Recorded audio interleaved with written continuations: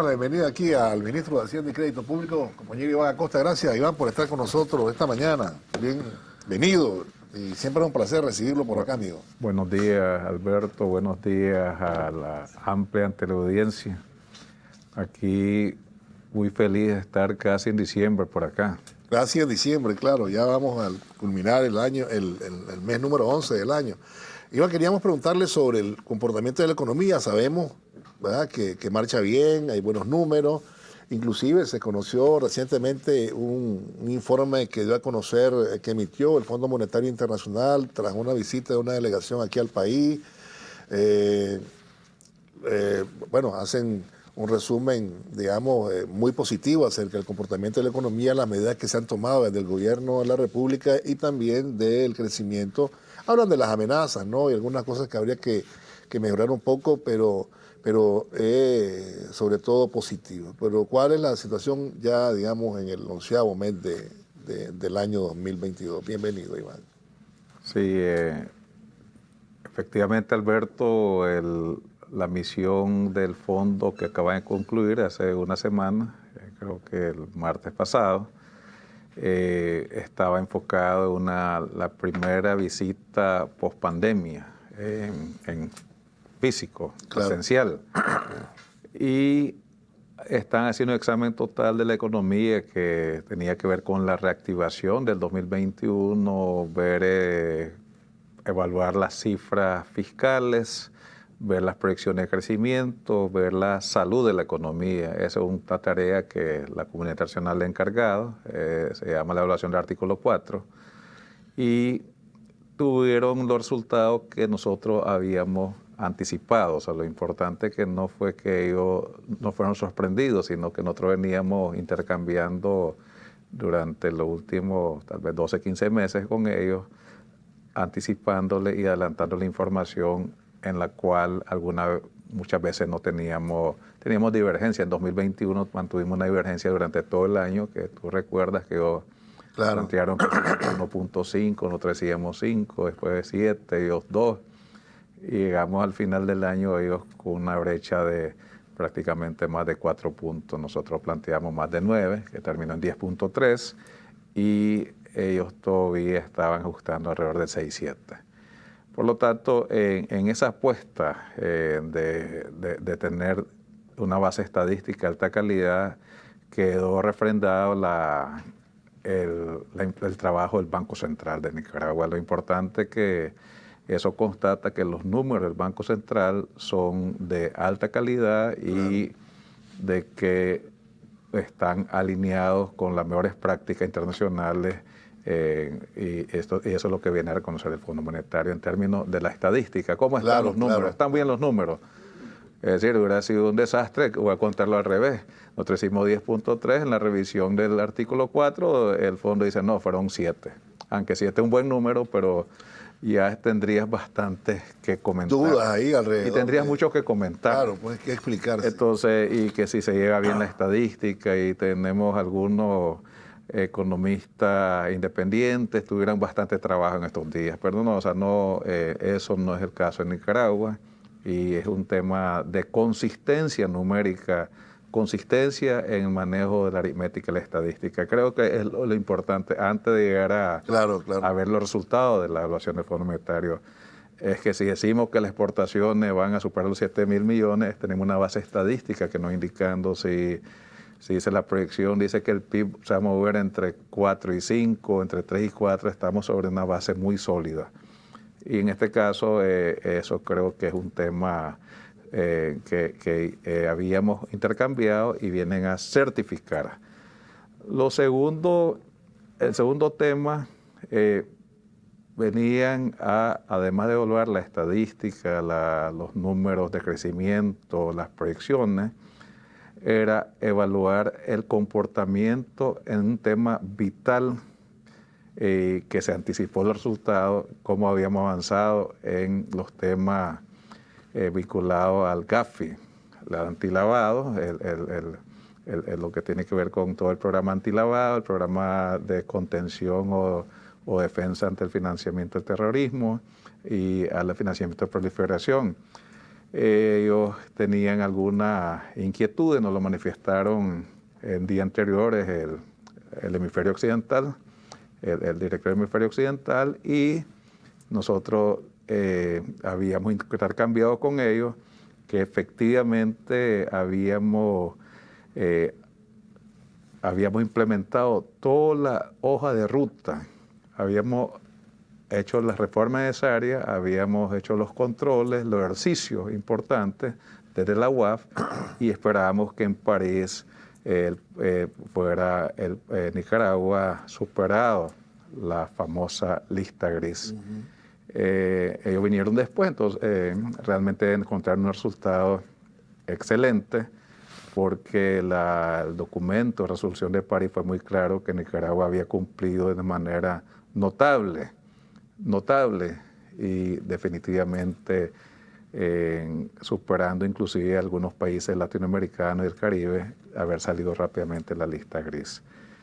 El tercer elemento importante de esa visita era cómo se manejan los fondos en Nicaragua, es decir, rendición de cuentas. Claro, claro. Nosotros llevábamos una hoja de vida que decía que desde 2007 se han administrado más de 9.000, 10.000 millones de dólares de financiamiento externo y otra cantidad similar en el presupuesto, y había una rendición de cuentas, un tema importante.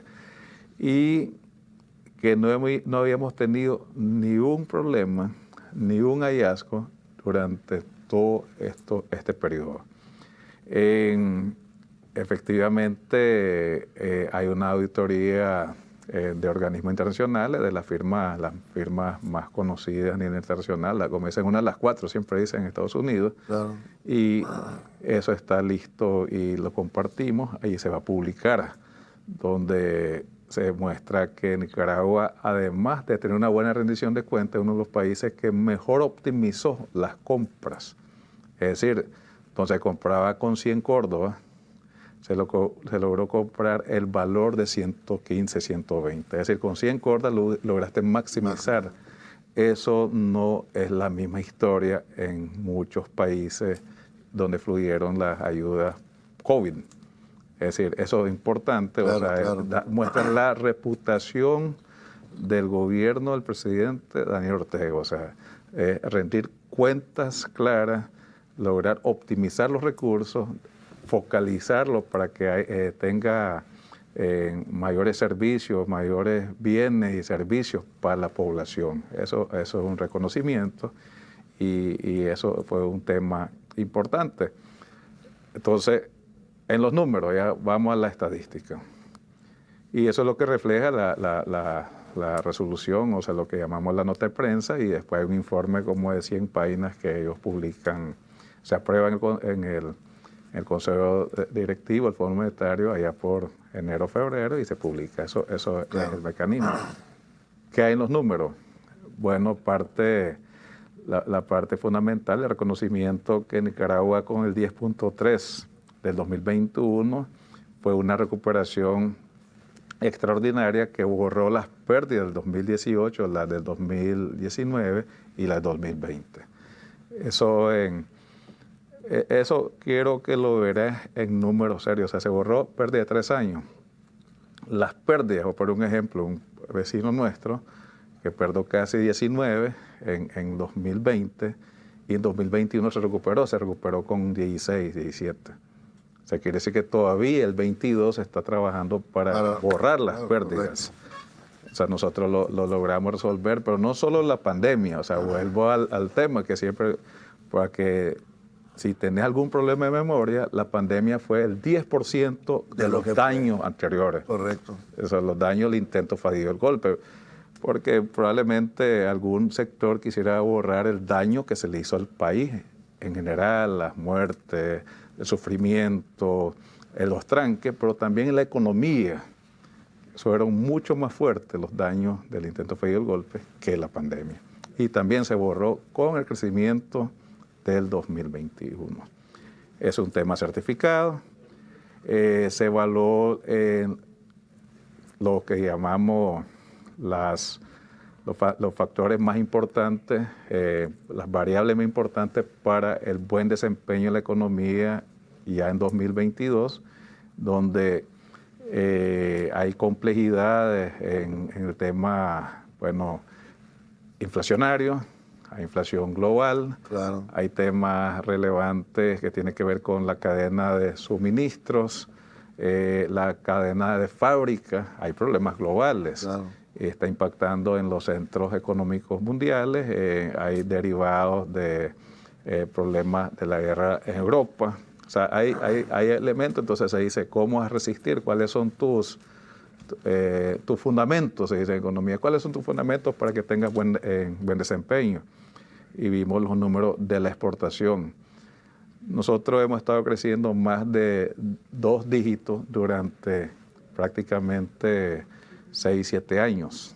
Es decir, se está produciendo mucho más, optando a buenos precios, pero también está creciendo los volúmenes. Claro. Se ve el efecto del impacto de café en el oro. O sea, algunas veces se bajan los precios, pero los volúmenes suben, claro, y es en buen desempeño. Eso es el factor. Las zonas francas industriales siguen exportando, se recuperaron rápidamente en 2021 y en el 22 van a superar fácilmente los 3.000 millones, vas a poder observar en la zona franca. Las importaciones siguen articulados y relacionados con la actividad exportadora. Es importante la recuperación de la demanda interna, o sea, lo que es el consumo interno. Podemos observar una mayor actividad en sectores hotelería y turismo. Hotelería y turismo, o sea, restaurantes, toda la cadena de servicios, la recuperación de los bancos. Es muy importante, los bancos se habían quedado durante el 18, 19, 20 bajos, han estado recuperando en 2021 y están dando saltos importantes en 2022, financiando más a la producción. Es importante de que estamos claros que hay un sector pujante, el más pujante ha sido el sector agroindustrial, muy vinculado al agro por el efecto de carne, leche, lácteos, claro, frijoles. Y también la demanda interna ha sido dinamizado dado por el incremento de la remesa internacional, la remesa que van a superar más seguro 3.000 millones este año. Entonces, esos fundamentos son muy fuertes.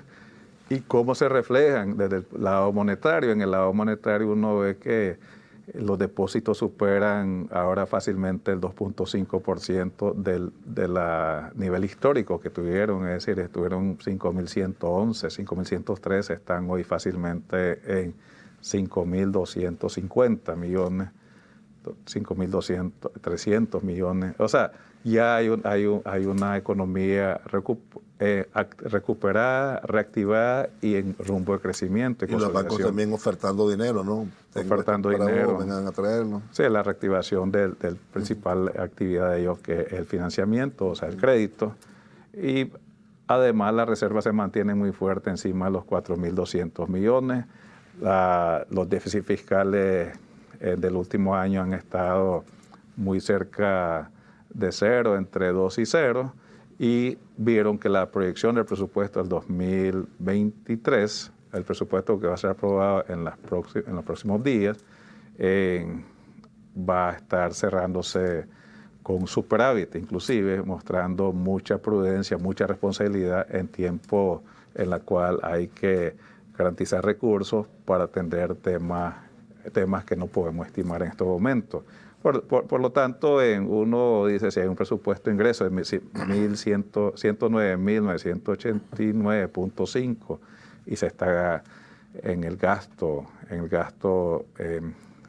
focalizando recursos por 105.263.1 millones, eso quiere decir que hay mucha prudencia, mucha estabilidad y además está financiado el presupuesto. O sea, el gasto está financiado fundamentalmente por los ingresos, o sea, hay superávit.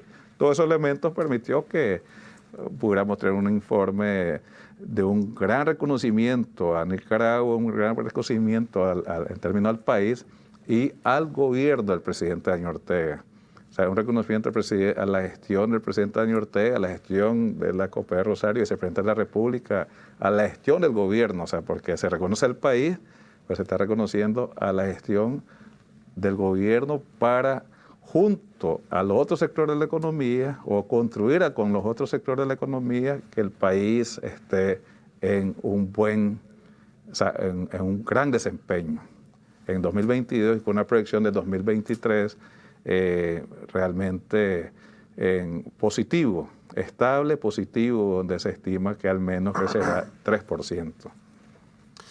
Próximamente llegarán, el próximo año llegan, ¿no? Hay una otra visita programada, ¿no?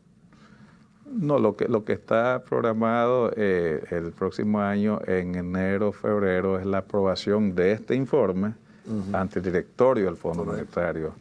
Ellos probablemente podrían hacer una visita a final del año o al inicio del 2024. Eso tiene que ver con la rotación de a dónde van a hacer visitas presenciales o en algunas que solo van a hacer una revisión rapidísima. Pero ya estamos fuera del fondo, no tenemos programa con el fondo, para que esté claro, ¿no? Sí, nosotros nos graduamos, como se dijo en un momento, ¿no? Nosotros tenemos como 5 o 6 años, 5 o 6 años fuera de los programas del fondo, que también es un tema de confianza en el país. O sea, no tenés que estar vigilando el Banco Central cómo van los depósitos, cómo va la reserva, que si la inflación se está haciendo política monetaria para lo que llamamos las metas de inflación o las diferentes metas que se plantean los bancos centrales.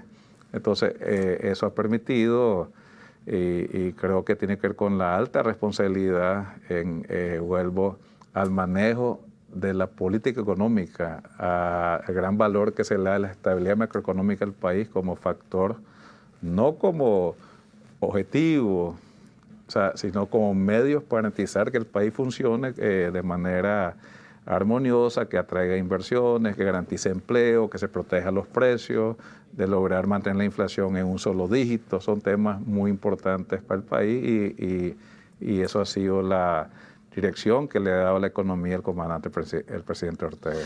Si le tocara explicar cómo esto incide en el ciudadano común y corriente, es decir, cómo incide en las personas que nos están viendo, en las personas que ahora buscan su trabajo. Uno de los factores más importantes que a medida que se logra garantizar que los indicadores más importantes estén en posición positiva, es decir, que la deuda sea manejable, como dice la gente, 52% de deuda con respecto al PIB. Y uno dice, ¿para qué sirve que esté a 52? ¿Por qué no está a 80 o por qué no está a 30? Entre mejor que se maneje la relación deuda-PIB, eso quiere decir que tus déficits, o sea, tus déficits son menores, es decir, que no necesitas prestarle al vecino para terminar el mes, es el país. Entonces, eso crea un ambiente positivo para que un inversionista extranjero o un inversionista privado siga apostando a generar riqueza y generar empleo. Es decir, es más fácil encontrar el empleo el próximo día.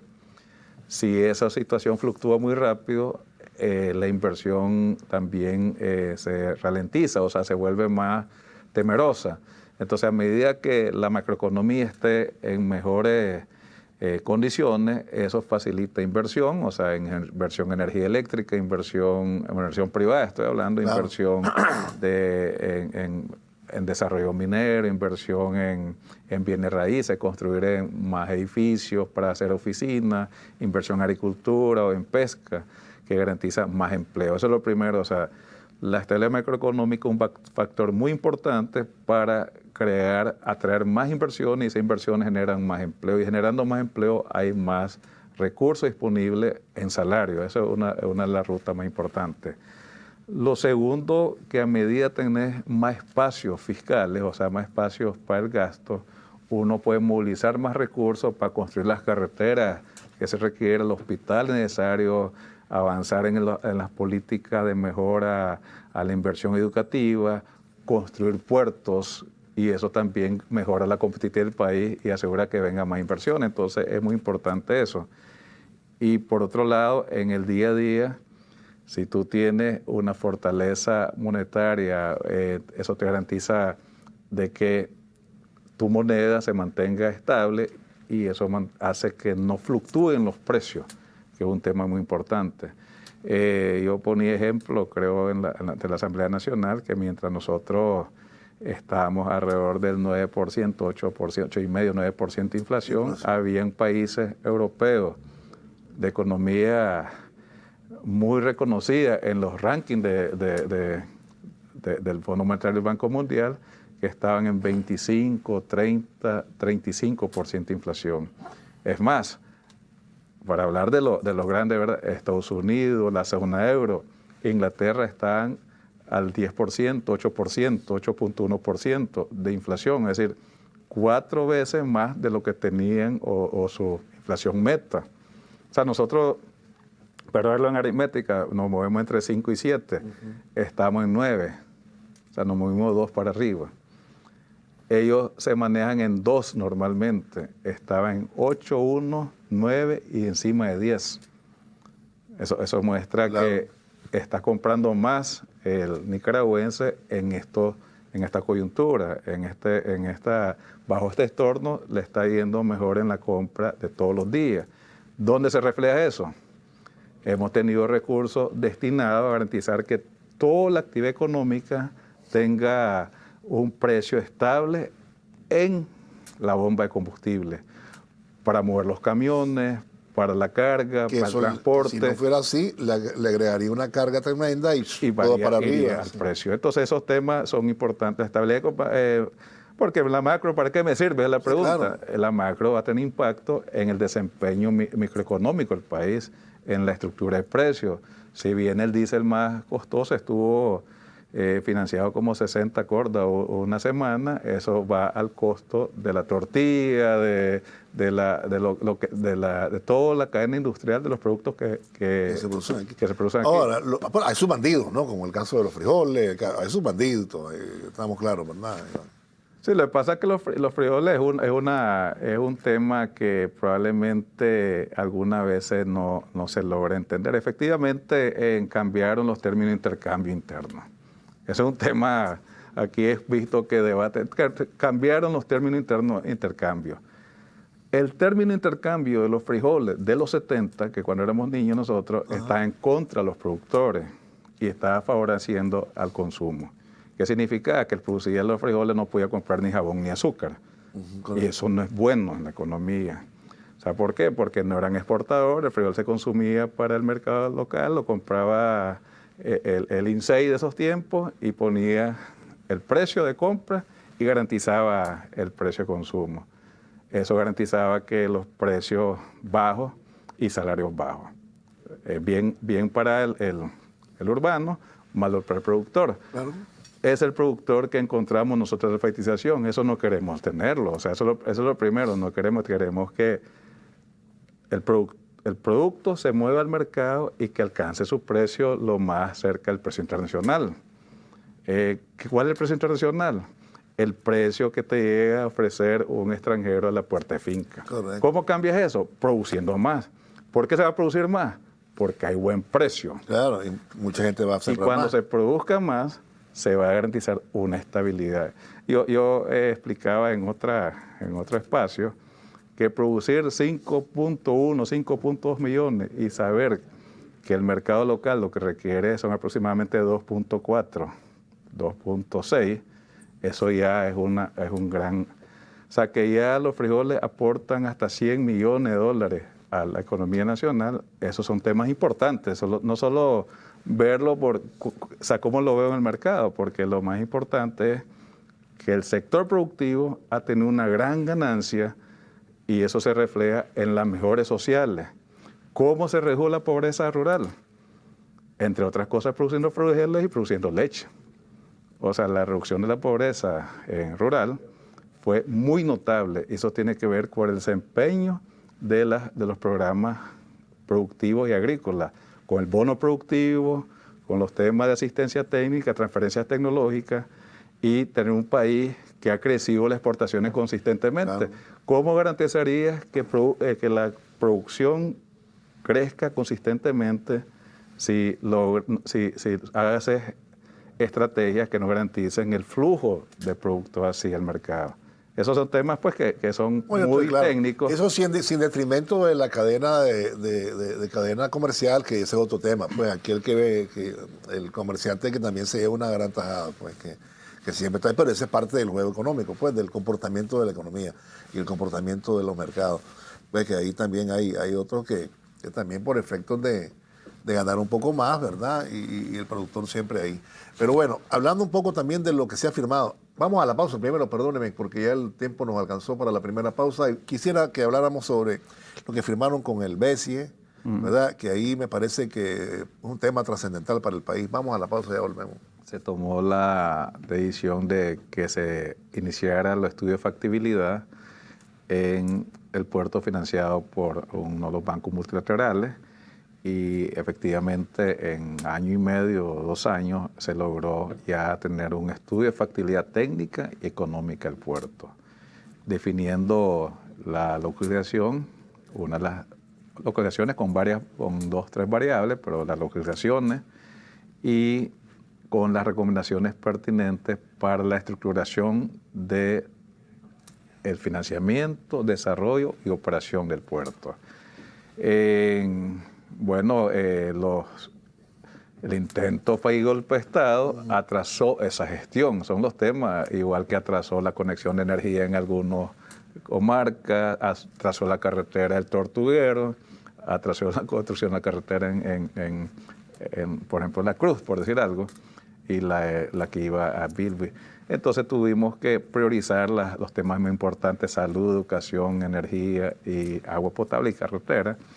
Y estuvimos gestionando con varias multilaterales y bilaterales hasta que el BESIE nos hizo una oferta de firmar un memorando de entendimiento donde ellos estarían estructurando el financiamiento. Es decir, ellos serían el operador más importante para estructurar el financiamiento del puerto y además en ese memorando de entendimiento se establece que ellos también, como un banco de desarrollo centroamericano, estarían en la búsqueda de ver los temas vinculados a la construcción y a la operación.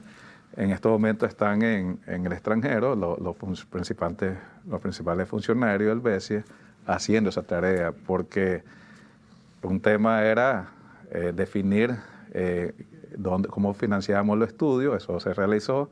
Teniendo el estudio, ver opciones con diferentes financiadores, o sea, no solo con el BCE trabajamos con varios, lograr ya un acuerdo en el memorando de entendimiento, un tema técnico, legal y que tiene algunas cláusulas de confidencialidad, y en estos momentos ellos están avanzando en la segunda parte, que es hacer la propuesta de lo que llamamos el mandato institucional, que dice cuál es la oferta que van a hacer en firma. Nosotros tenemos algunos plazos establecidos con ellos, que en el mes de diciembre, más tarde en enero, firmar ese documento en la cual el Estado de Nicaragua esté de acuerdo con las condiciones, las tasas de interés, la forma de operación, la forma de licitación, y después de eso inmediatamente ellos estarían entrando en los procesos fiduciarios, administrativos, que es contratar y hacer toda la operación pertinente. Entonces, creo que el puerto está más cerca que en cualquier momento de la historia de inicio. También en la costa del Caribe se hizo un esfuerzo de inversión del puerto del Bluff en los 80. O sea, hay 2 momentos importantes para los puertos del Caribe. En los 80, la primera etapa de la revolución, en 83, se inició una construcción de puerto que no logró su objetivo. El huracán Juana al final tuvo un impacto muy importante y destruyó esas opciones. Y ahora, o sea, marco esto porque las 2 épocas de construcción del puerto en el Caribe tienen que ver con el gobierno de la revolución, con el Frente Sandinista y el liderazgo del presidente Ortega. El comandante Daniel Ortega ha sido el único presidente en la historia moderna del país que estaba impulsando los puertos del Caribe, un tema importante. Se cerrará, como ya ustedes habían previsto, ¿no? Y el fondo lo ha aceptado, entre 4 y 5, Iván, ¿no?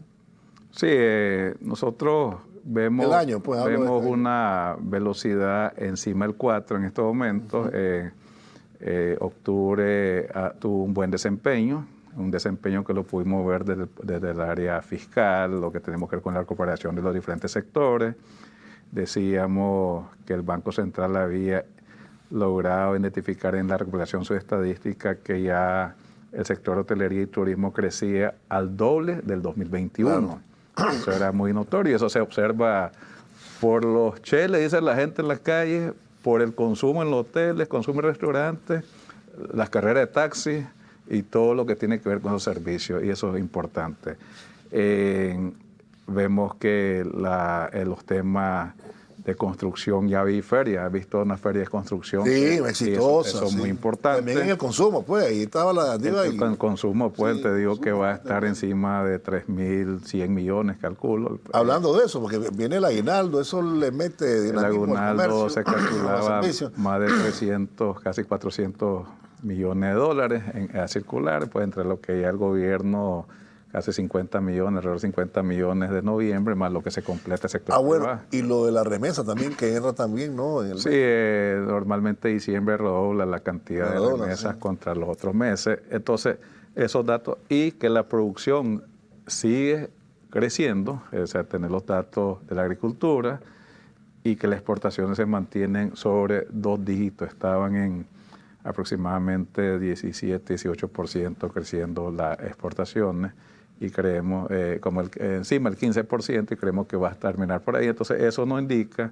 de que el cierre es muy fuerte. El Banco Central plantea entre 4 y 4.5. Nosotros creemos que va a estar más cerca de 4.5 que el 4. Correcto. Ahora, tendremos una buena Navidad, pues, al final de cuentas, ¿no? Sí. Con esos números y con esa plata circulando, pues... O sea, no quiere decir que todo está resuelto, pues, pero... No está resuelto todo, porque definitivamente las complejidades, las complejidades internacionales golpean la economía. Y son amenazas. Hace un año, este año, hemos tenido que el presidente ha movilizado recursos de más de 100 millones de dólares para energía, agua, transporte y combustible. Esos son recursos que tal vez puedan estar haciendo una carretera o un hospital, pero era muy importante estabilizar la economía. Esta es una de las economías que depende mucho del precio del combustible. Claro. Entonces se logra estabilizar. Un año que ha sido más difícil para traer productos de países que no están en el continente, porque hay menos contenedores, menos barcos. Y además, es un año que hay sectores internacionales, países influyentes como Estados Unidos y Europa, que se le ha evocado en sancionar a todo mundo. El que trae un contenedor, el que alquila un barco, y eso también tiene efecto en la economía. Claro. Lo que llamamos las agresiones unilaterales. Las agresiones expresadas en sanciones unilaterales que se han desbocado, y creo que son medidas incorrectas que tienen efecto económico, en la cual también somos afectados. Son tan dañinos que afectan a los propios, a ellos mismos. Claro que sí. Es un tema que estamos en ese medio, pero sin embargo, el país ha podido ser resiliente a esas condiciones adversas, o sea, poder absorber shocks muy duros desde la pandemia, shock externo, tiene que ver con los shocks del intento fallido del golpe, lograr ser resiliente para producir, organizarse, movilizarse, garantizar el funcionamiento del Estado, de la sociedad, tener una elección en 2022 en unas condiciones, podemos decir, de las mejores del país. Eso muestra la calidad de los ciudadanos nicaragüenses. Las proyecciones brevemente para el próximo año. El próximo año la proyección es que el crecimiento va a ser un poco más del 3%. Eso creemos que es una base muy buena arrancar desde noviembre con esa proyección. Las exportaciones van a seguir creciendo, vamos a cerrar, calculo, alrededor de 7.300 millones, va a crecer encima de esa cantidad, unos 7-8% más. definitivamente va a ser muy importante. Creo que va a generarse más empleo, o sea, algunas inversiones nuevas van a estar viniendo, Claro. sobre todo alrededor de la zona franca industrial, inversiones que tienen que ver también con los sectores que han tenido más ganancia, que tienen que ver con el sector agrícola. Eso va a ser muy atractivo para el sector, la industria aceitera, por ejemplo, va a ser muy importante, va a tener una expansión importante.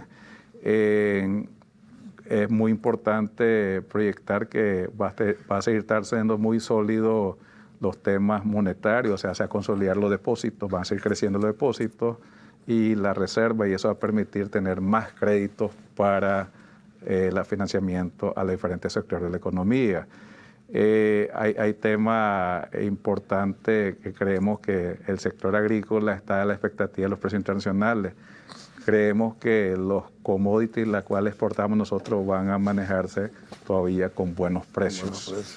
Aunque hay amenazas, ¿no? Hay amenazas, pero sí, nosotros tenemos unos commodities que tienen mucho atractivo internacional. Estamos hablando de carne, de azúcar, de café. Va a seguir funcionando muy bien. Yo le agradezco. Gracias, Iván, por haber estado con nosotros. Amigos televidentes, vamos a irnos a una pausa. No se vayan, tenemos más, ya volvemos.